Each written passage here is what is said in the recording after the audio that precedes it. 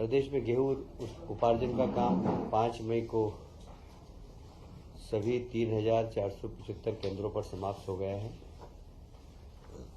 और लगभग इस अवधि में 9 लाख किसानों ने फसल विक्रय का कुल पंजीकरण करने के बाद 77.74 लाख मीट्रिक टन गेहूं का उपार्जन किया गया।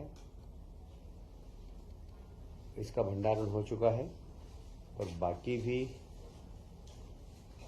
जहां जहां निर्देश दिए गए कहीं बाहर गेहूं हो तो उसका भंडारण करके वर्षा से कैसे हम गेहूं को बचा सके इसकी चिंता करें। इस पूरे उपार्जन के अंदर जो राशि खर्च हुई है वो 18,842 करोड़ का भुगतान किया गया है। बचा हुआ कुल 18 करोड़ का भुगतान है, वो भी हम जल्दी कर देंगे। देखिए, मुझे लगता है कि गेहूं खरीदी से किसान काफ़ी संतुष्ट है इस बार। उसका कारण है कि बाजार रेट में और हम जब खरीद रहे हैं उस रेट में बहुत ज़्यादा अंतर नहीं है। अब गेहूं का रेट बढ़ गया है बल्कि बाजार में, इसलिए किसानों को बहुत ज़्यादा सरकार को बेचने में रुचि अब कम रह गई है। इसलिए मेरी जानकारी के अनुसार मेरे क्षेत्र के अंदर जहाँ जहाँ का प्रभारी वहाँ तो कोई शिकायत नहीं है, पर अगर ऐसी कोई शिकायत होगी तो हम उसके ऊपर भले विचार करेंगे, पर हमारे पास ऐसी कोई शिकायत नहीं है।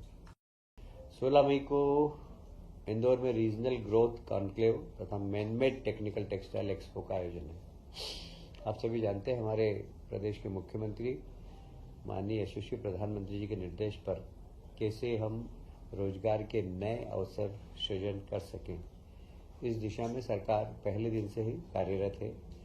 मैं उसको दोहराऊंगा नहीं कि मध्य प्रदेश में जितने भी इन्वेस्टर मीट हुई है, GIS हुई है, उसके बाद से भी लगातार यह काम चालू है। अभी उसके बाद भोपाल की GIS के बाद इंदौर में भी IT कॉन्क्लेव हुई थी और उसमें भी निवेश करने के लिए हमने लोगों को प्रोत्साहित किया है।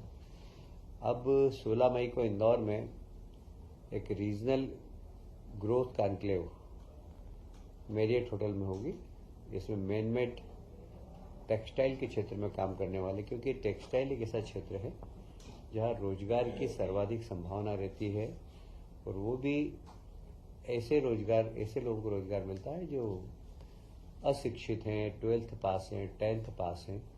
उनको थोड़ा सा उनका स्किल डेवलपमेंट करके इस क्षेत्र में रोजगार के सर का पसीना जब माथे को आता है वो किसान है जो अपने दम पर फसल को उगाता है।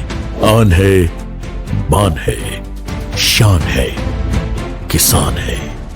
किसान इंडिया, चलेगा हल, बढ़ेगा बल।